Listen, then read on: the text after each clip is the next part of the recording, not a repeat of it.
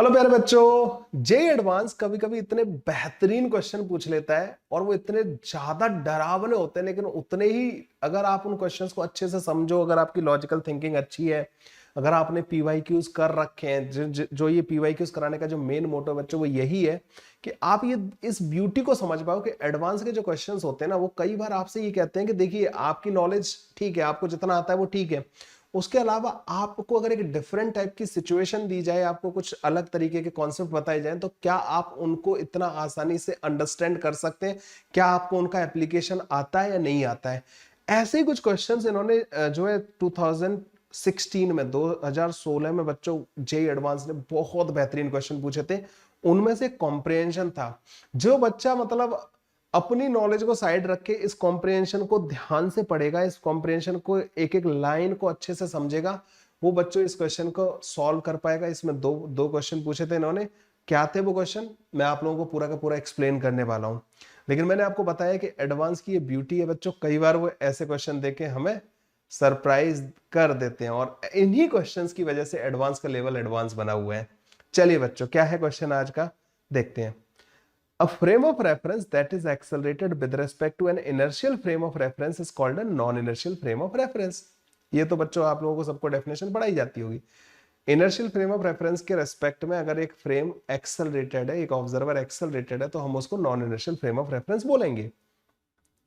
A coordinate system fixed on a circular disk rotating about a fixed axis with a constant angular velocity is an example of the non inertial frame of reference. तो ये कह रहे हैं कि एक rotating frame जो होता है कांस्टेंट ओमेगा एंगुलर वेलोसिटी से अगर रोटेट कर रहा है तो वो हमारा non inertial frame of reference होगा। सो जैसे जैसे ये हमें बोलते जा रहे हैं ना, हमें वैसे वैसे कंसीडर करते जाना है, ठीक है। The relationship between the force F rotational, जो रोटेशनल फ्रेम में जो फोर्स एक्सपीरियंस होगा by the particle of mass m moving on the rotating disk and the force F in experienced by the particle in the inertial frame of reference is given by। इन्होंने कहा कि देखिए ठीक है, एक तो बच्चों हमारे पास जो inertial frame of reference होता है उसमें जो फोर्सेस होते हैं ना, उनको बोलते हैं हम रियल फोर्सेस। ये फोर्सेस किसी भी फ्रेम में सेम रहते हैं, जैसे नॉर्मल रिएक्शन होता है, mg होता है, ठीक है। वो जी फैक्टर वाला कॉन्सेप्ट थोड़ा अलग होता है, ठीक है। नॉर्मल, mg, ये टेंशन वगैरह, ये ऐसे फोर्स होते हैं जो ऑब्जर्वर पर डिपेंड नहीं करते। ऑब्जर्वर देखने वाला कोई भी हो, ये वही रहते हैं, तो ये रियल फोर्स कहलाते हैं। दूसरे होते हैं स्यूडो फोर्सेस जो फ्रेम पे डिपेंड करते हैं। तो इन्होंने कहा कि जो इनर्शियल फ्रेम में जो फोर्सेस लग रहे थे, मतलब जो रियल फोर्सेस थे, और जब रोटेटिंग फ्रेम में आपका ऑब्जर्वर अगर रोटेटिंग ऑब्जर्वर है उसके रेस्पेक्ट में जो फोर्सेस लग रहे होंगे उनमें इन्होंने रिलेशन दे दिया। तो जो आपको इनर्शियल फ्रेम में जो फोर्सेस दिख रहे होंगे, नॉर्मल, एमजी वगैरह जो है, वो यहाँ पे लिखने हैं आपको, और उनके अलावा इन्होंने ये फोर्सेस और दे दिए कि भाई ये वाले फोर्सेस और होंगे, ठीक है, अगर एक पार्टिकल को आप रोटेशनल फ्रेम से देख रहे हो। अगर आपको मैं यहाँ पे एक चीज समझाऊं बच्चों, तो ये जो है ना, ये तो आप लोग ऑलरेडी इसको जानते हो, ये m omega square into R ही है, ठीक है। ये जिसको सेंट्रीफ्यूगल फोर्स बोलते हैं ना, जब हम सर्कुलर फ्रेम में कोई सर्कुलर मोशन करने वाले पार्टिकल के लिए बात करते थे ना, सेंट्रीफ्यूगल फोर्स ही है बच्चों ना, ये सेंट्रीफ्यूगल फोर्स जिसको स्यूडो फोर्स बोलते हैं इन रोटेशनल फ्रेम। एक टर्म और ऐड हो गई। अब आपके दिमाग में ये आ रहा होगा, सर ये वाली टर्म कहां से आ गई? इसके बारे में मैं बताऊंगा ये टर्म कब आती है और कब नहीं आती है। हमने ये वाली तो पढ़ी है बच्चों, जब भी एक पार्टिकल सर्कल में घूम रहा होगा ना, मतलब जिस किसी एक एक्सिस से उसका डिस्टेंस पूरा टाइम फिक्स रह रहा होगा, वो बाहर नहीं जा रहा है, अंदर की तरफ नहीं आ रहा है, मतलब डिस्टेंस अगर नहीं बदल रहा है, सर्कुलर मोशन है, तो सिर्फ ये वाला फोर्स होगा, फिर उस टाइम पे ये वाला फोर्स नहीं होगा, ठीक है। बाद बाकी आपके जो इनर्शियल फ्रेम में लग रहे होंगे वो होंगे। लेकिन अगर एक पार्टिकल फ्री टाइप का है, जैसे इन्होंने बोला है कि the relationship between the force F rotational experienced by a particle of mass M moving on the rotating disc. अब इन्होंने ऐसा कोई फिक्स नहीं कर दिया कि पार्टिकल सर्कल में ही घूम रहा है। सर्कल में घूम रहा होता ना तो फिर हम सिर्फ यही फोर्स लेते, फिर ये वाला नहीं होता। ये वाला फोर्स क्या है अभी आपको धीमे धीमे समझ में आ जाएगा। where v rotational is the velocity of the particle in the rotating frame of reference and r vector is the position vector of the particle with respect to the center of the disk।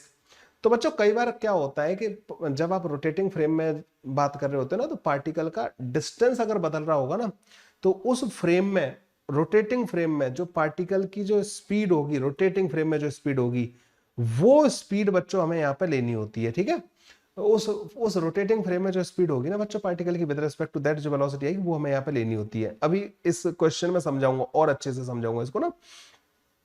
Now consider a smooth slot along the diameter of the disk of the radius r rotating counterclockwise with a constant angular speed omega about its vertical axis through its center. तो अब यहाँ पे आ जाते हैं बच्चों, ये diagram दे रखा है हमें कि यहाँ पे जो है ना एक स्लॉट बना दिया आपने डिस्क में, और डिस्क बच्चों ऐसे काउंटर क्लॉकवाइज रोटेट कर रही थी ओमेगा एंगुलर वेलोसिटी से, ये आर रेडियस की डिस्क है और उसमें एक स्लॉट ग्रूव बना दिया, ठीक है। अब क्या हो रहा है बच्चों, वहां पे एक आपने पार्टिकल रख दिया है। Okay, now consider a smooth slot along a diameter of the disc of radius R rotating counter clockwise with a constant angular speed omega about its vertical axis through its center. We assign a coordinate system with the origin at the center of the disk and the x-axis along the slot, y-axis perpendicular to the slot and z-axis along the axis of rotation. तो देखो इन्होंने x-axis इधर बोला है, y-axis इसके perpendicular बोला है और x क्रॉस y z-axis ऊपर की तरफ बोला है, ठीक है। देखो मैं अगर बनाऊं ना यहाँ पे, तो along the slot x-axis हो गया, y एक्सिस बच्चों इसके परपेंडिकुलर हो गया और z एक्सिस ऊपर की तरफ हो गया, ठीक है। खैर इसका कोई ज्यादा फर्क पड़ेगा नहीं। ओके, x, y और z इस तरीके से इन्होंने बोल रखे हैं। A small block of mass m is gently placed in the slot at a distance of r by 2 I cap, okay, at t equal to 0 and is constrained to move only along the slot. और ये जो block है ना बच्चों, सिर्फ slot के along move कर सकता है, ये ध्यान रखना है, ठीक है। ओके, इसको कहां पे रखा है बच्चों, इनिशियली r/2 डिस्टेंस पे ब्लॉक को आपने रख दिया। अब आते हैं बच्चों ब्लॉक पे बात करते हैं। पहले तो मैं उन फोर्सेस को दिखा देता हूं। जो रोटेशनल फ्रेम में जो फोर्सेस लग रहे होंगे ना, वो पता है कौन कौन से होंगे। जो इनर्शियल फ्रेम में लगते हैं दैट प्लस का 2 times m V rotational cross omega, okay, plus का ये m इन्होंने m ओमेगा क्रॉस ओमेगा, ठीक है, m omega cross R cross omega, ये दिया है, ठीक है। ये फोर्सेस हमें कंसीडर करने हैं। एक काम करते हैं, यहीं पे जाके बैठ जाते हैं, ठीक है। अपना ऑब्जर्वर यहाँ पे बिठा दो। क्लियर भाई, ऑब्जर्वर यहाँ पे बिठा दिया। अब ये डिस्क रोटेट करना बंद कर दी, ठीक है। और disc is not rotating because हमने वही रोटेटिंग फ्रेम में ही अपना ऑब्जर्वर ले लिया। एक ऑब्जर्वर जो ओमेगा से घूम रहा है वो हमने कंसीडर कर लिया, एक ऑब्जर्वर जो ओमेगा से घूम रहा है वो हमने अपना कंसीडर कर लिया। अब अगर डिस्क नहीं रोटेट कर रही है तो मुझे ये बताओ कि इस ब्लॉक की जो वेलोसिटी होगी इस ऑब्जर्वर के रेस्पेक्ट में, क्या वो सिर्फ बाहर की तरफ होगी या नहीं होगी? आप बोलोगे हाँ सर इसकी वेलोसिटी, तो जो वी रोटेशनल आएगा ना बच्चों, बाहर की तरफ आएगा, ठीक है। वी रोटेशनल बाहर की तरफ हो गया। ओमेगा किधर की तरफ है बच्चों? ओमेगा एक्सियल वेक्टर होता है, ओमेगा ऊपर की तरफ है, ठीक है। ओमेगा की डायरेक्शन बच्चों ऊपर की तरफ है। वी रोटेशनल किधर आ गया? इधर की तरफ आ गया। ये आ गया बच्चों हमारे पास ओमेगा वेक्टर, ओके। तो यहां पे इनर्शियल फोर्सेस कौन कौन से होंगे? mg जो इस पर लग रहा होगा ना बच्चों, mg फोर्स जो लग रहा होगा वो हमारा इनर्शियल फोर्स होगा, ठीक है। mg नीचे की तरफ लग रहा होगा, ओके। नीचे से एक नॉर्मल लग रहा होगा बच्चों, ठीक है, नीचे से एक नॉर्मल लग रहा होगा। ये क्या ये mg और नॉर्मल जो है हमारे ऑब्जर्वर पर डिपेंड करेंगे? नहीं, ये रियल फोर्सेस है, इनर्शियल वाले फोर्सेस हैं, ठीक है। इसको n1 लिख देते हैं, ठीक है। दो तो ये फोर्स लग रहे होंगे। अब आ जाते हैं बच्चों इधर, ये कौन कौन से फोर्स है? तो ये मैंने तुम्हें बोला था कि जब भी आप रोटेशनल फ्रेम में जाते हो ना, जब भी आप अपने ऑब्जर्वर को ऐसे घूमता हुआ कंसीडर करते हो, तो एक सेंट्रीफ्यूगल फोर्स लगाना होता है तुम्हें बाहर की तरफ। ऐसे ही होता है ना सेंट्रीफ्यूगल फोर्स, जो हमारा m ओमेगा स्क्वायर आर होता था, ठीक है। रेड कलर से लिख देते हैं m omega square into R. ये बच्चों इस ऑब्जर्वर के रेस्पेक्ट में बाहर की तरफ लग रहा होगा, ठीक है। एक बाहर की तरफ फोर्स लग गया। चलो ये वाला भी हो गया, इनर्शियल वाले भी हो गए। अब बचा बच्चों ये वाला, रोटेशनल फ्रेम में स्पीड किधर की तरफ आ रही है? बाहर की तरफ। ओमेगा किधर है? ऊपर की तरफ। तो ये वाला फोर्स किधर लग रहा होगा? तो वी रोटेशनल क्रॉस ओमेगा, ये वाला जो फोर्स लग रहा होगा ना बच्चों, ये हमारा इस ब्लॉक पे इधर की तरफ लग रहा होगा, ठीक है। ये इधर की तरफ लग रहा होगा। और कितना होगा इसका मैग्नीट्यूड? इसका मैग्नीट्यूड देखो, क्योंकि वी रोटेशनल और ओमेगा इस केस में परपेंडिकुलर है। वी रोटेशनल इधर की तरफ है, ओमेगा ऊपर की तरफ है, तो परपेंडिकुलर है। तो आप इसको लिख सकते हो 2m V rotational that into omega के बराबर लिख सकते हो, ठीक है। एक फोर्स ये लग रहा होगा। क्या ये ब्लॉक इधर की तरफ जा रहा होगा इस घूमते हुए ऑब्जर्वर? नहीं, इधर तो जा ही नहीं सकता। तो बच्चों यहां से एक नॉर्मल ऑन लगेगा जो इसको काउंटर कर रहा होगा। भाई ऑब्जर्वर देखो, ऑब्जर्वर भी घूम रहा है, तो क्या उसको ये ब्लॉक ऐसे इधर जाता हुआ थोड़ी दिखेगा? ब्लॉक दीवारों, ब्लॉक तो सिर्फ ग्रुप के अलोंग ही मूव कर सकता है ना। तो यहाँ पे बच्चों एक नॉर्मल ऑन लगेगा n2, ठीक है। अब ये जो n2 होगा ना बच्चों, ये भी हमारा इनर्शियल का पार्ट होगा। तो n1 n2 और mg ये हमारे इनर्शियल फोर्सेस हो गए, और ये हमारा जो रोटेटिंग फ्रेम में हमने जो फोर्सेस थे वो हमने एनालाइज कर लिए। बच्चों ये वाला पार्ट जनरली पढ़ाया नहीं जाता है, इस वजह से आईआईटी वालों ने क्या किया था कि जो अच्छा ये कब कंसीडर करना है, अगर ये ब्लॉक बच्चों सिर्फ सर्कुलर मोशन कर रहा होता है इसके साथ, तो यहां पे हमें कुछ ना कुछ जोड़ना पड़ता, रस्सी वस्सी से जोड़ना पड़ता, जो M omega square into R को बैलेंस कर रही होती, या नीचे कोई फ्रिक्शन विक्शन कंसीडर करना पड़ता जो एम ओमेगा स्क्वायर आर को बैलेंस कर रहा होता। In that case rotational speed नहीं आती इसकी बाहर की तरफ, फिर ये वाला फोर्स आता ही नहीं। तो जो तुमने पढ़ रखा है ना, तुम जो कहते हो कि सर हमने तो सर्कुलर मोशन में सिर्फ रोटेशनल मोशन, जब भी हम अपना ऑब्जर्वर चेंज करते थे उसको भी घूमता हुआ कंसीडर करते थे, तो हम तो सिर्फ एम ओमेगा स्क्वायर आर लगाते थे। उनमें एक चीज ऑब्जर्व करना, उन सारे क्वेश्चंस में पार्टिकल की distance from the axis change नहीं हो रही होती थी। अगर एक ऐसा केस ले लिया जैसे स्प्रिंग वगैरह से जोड़ दिया पार्टिकल और आपने घुमाना चालू किया, तो इन दैट केस उसकी डिस्टेंस वगैरह बदलेगी, तो उसकी घूमने वाले फ्रेम में, रोटेटिंग फ्रेम में भी उसके पास बाहर की तरफ या कुछ अलग टाइप की वेलोसिटी आएगी।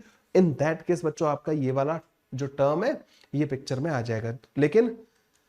लेकिन जब भी पार्टिकल सिर्फ सर्कुलर मोशन कर रहा होगा, उसकी distance from the axis is not changing, आपको सिर्फ सेंट्रीफ्यूगल फोर्स लगाना होगा बाहर की तरफ M omega square into R. ये वाला फिर आपको कंसीडर नहीं करना है। ये कब कंसीडर करना है, जब डिस्टेंस पार्टिकल की बदल रही होगी, जैसा कि इन्होंने इसमें दिया। अब देखो बच्चों 2016 में आया क्वेश्चन, कई बार ऐसा हुआ है कि रोटेशन का मतलब आईआईटी वालों ने कोई कॉम्प्रिहेंशन पहले कभी दे दिया, बाद में फिर उसका कोई और अच्छा एप्लीकेशन पूछ लिया, फिर वो कॉम्प्रिहेंशन नहीं दिया। एक बार जब कॉम्प्रिहेंशन आ गया तो वो आपकी नॉलेज में आ चुका है, मतलब कि क्या क्या और फोर्सेस हो सकते हैं। तो ये कब कंसीडर करना है बच्चों, ये वाली बात समझ में आ गई। और ये वाला तो मतलब सर्कुलर में जब भी आप रोटेशनल मोशन फ्रेम में जाओगे तब करने करना है। मुझे लग रहा है बहुत सारे बच्चों को इसकी कंफ्यूजन होती है।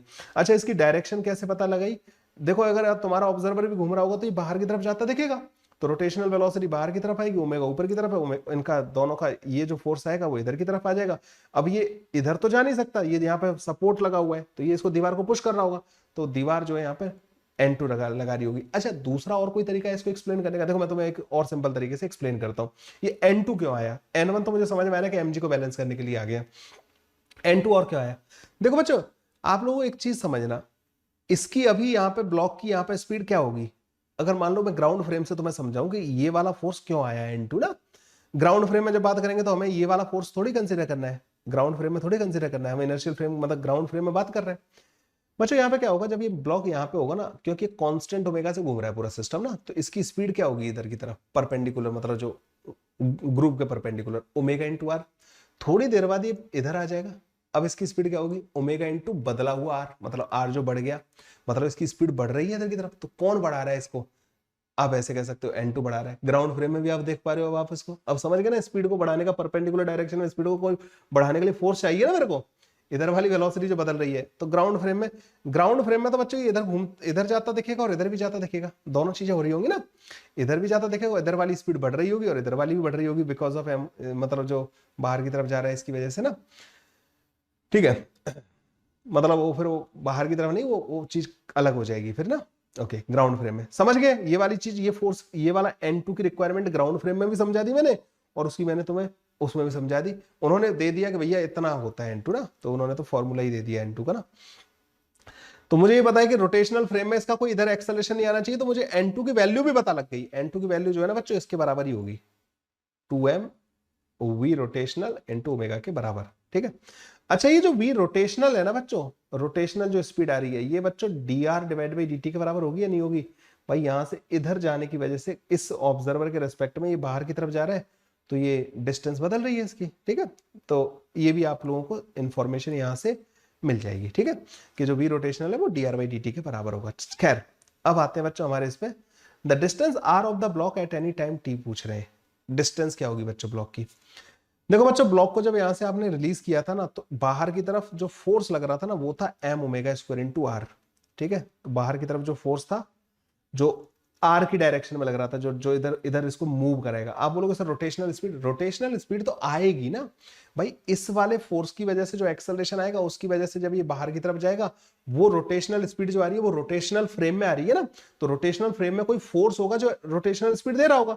स्टार्टिंग में तो इसके पास कोई रोटेशनल स्पीड नहीं थी, लेकिन आपने ये वाला जो रोटेशनल फ्रेम में ये जो सेंट्रीफ्यूगल फोर्स बाहर की तरफ लग रहा है, इसकी वजह से इसके पास एक स्पीड आएगी बाहर की तरफ, वो रोटेशनल स्पीड है, ठीक है।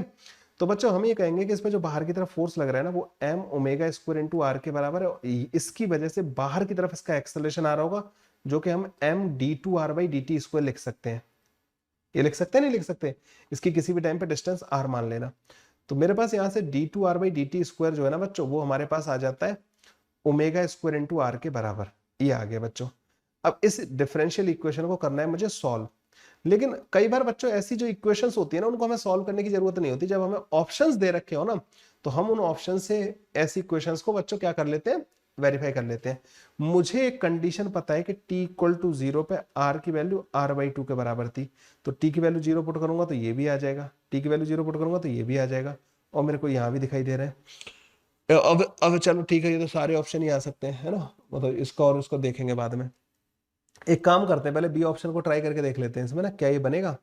तो जब मैं मान लो अगर मैं आर की वैल्यू, जैसे ए ऑप्शन को ट्राई करते हैं सबसे पहले ना, तो मैंने आर की वैल्यू ये ले ली r/2 E to the power omega T plus का E to the power minus का ओमेगा टी। ये अब आपको ऑप्शन चेक करने पड़ेंगे। तो पहले तो मैं t इक्वल टू 0 पे आर की वैल्यू देखूंगा, तो जब मैं t इक्वल टू 0 पुट करूंगा ना यहाँ पे, तो ई टू द पावर 0 और ई टू द पावर 0, तो ये क्या बन जाएगा मेरे पास, टी की सॉरी ये r/4 है यहाँ पे ना, तो ये बन जाएगा बच्चों r/2 के बराबर। तो r की वैल्यू है t इक्वल टू 0 जो है ना बच्चों r/2 आ रही है। चलो ये वाली बात ठीक है।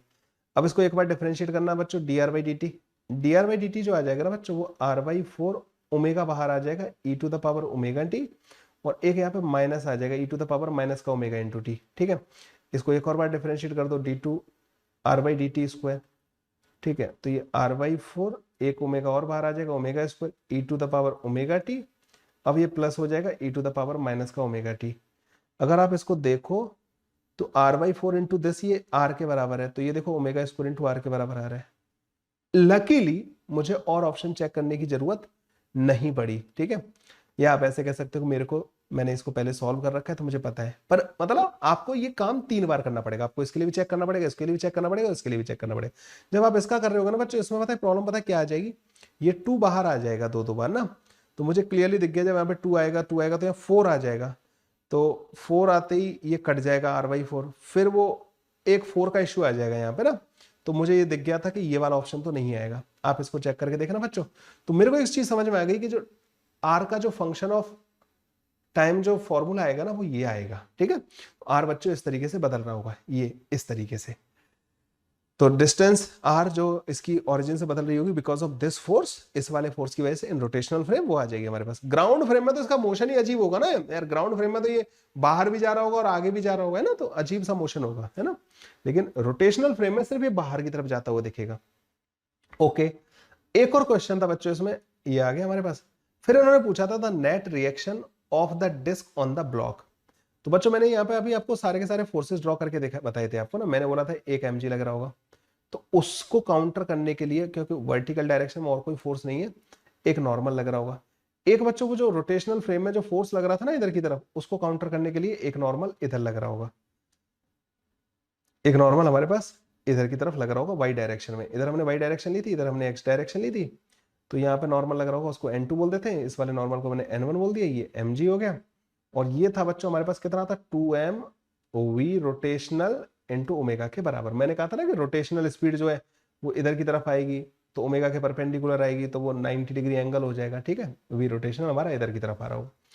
तो नेट नॉर्मल रिएक्शन जो होगा ना बच्चों, n1 k कैप प्लस का n2 j कैप के बराबर होगा। n1 की वैल्यू पुट कर देना, mg k कैप प्लस का n2 j कैप के बराबर आ जाएगा। ठीक है, mg k कैप यहाँ पे दिखाई दे रहा है, यहाँ पे दिखाई दे रहा है। ओके, अब जो n2 की वैल्यू होगी ना बच्चों, वो होगी 2m omega into V rotational.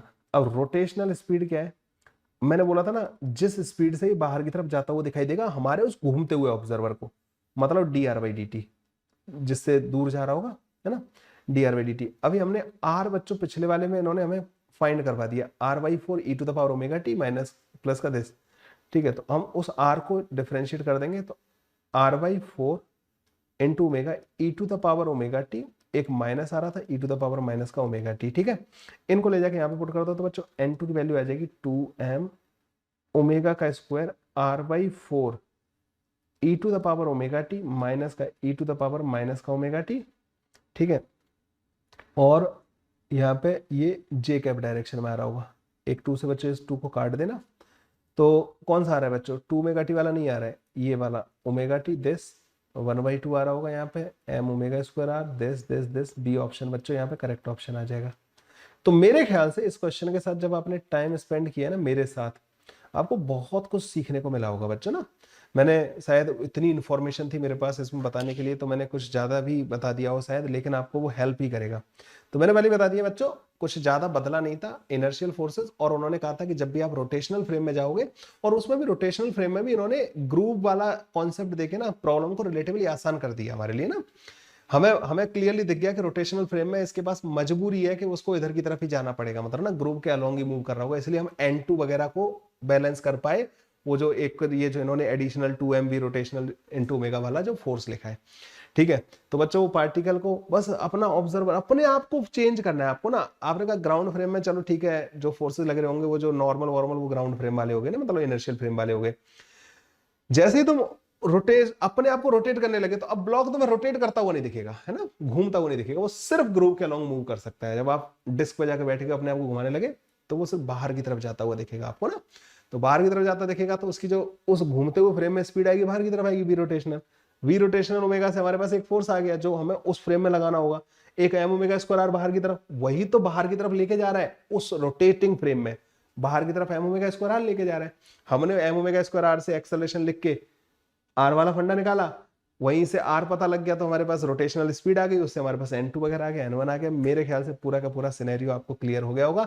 अगर नहीं समझ में आए, एक बार और देख लेना बच्चों इस वीडियो को, डेफिनेटली समझ में आ जाएगा। और इसको अगर आप अपने, तो कोई आपका कोई फ्रेंड अगर इस प्रॉब्लम के साथ स्ट्रगल कर रहा है, आप उसको भी रेफर कर सकते हैं। उम्मीद करता हूं ये क्वेश्चन बहुत अच्छे से समझ में आ गया होगा बच्चों। मिलते हैं फिर एक और बेहतरीन क्वेश्चन के साथ, रोटेशन का और बेहतरीन क्वेश्चन इसी चैनल पे। लाइक शेयर सब्सक्राइब करना मत भूलिएगा। थैंक यू बच्चों, बाय बाय, टेक केयर।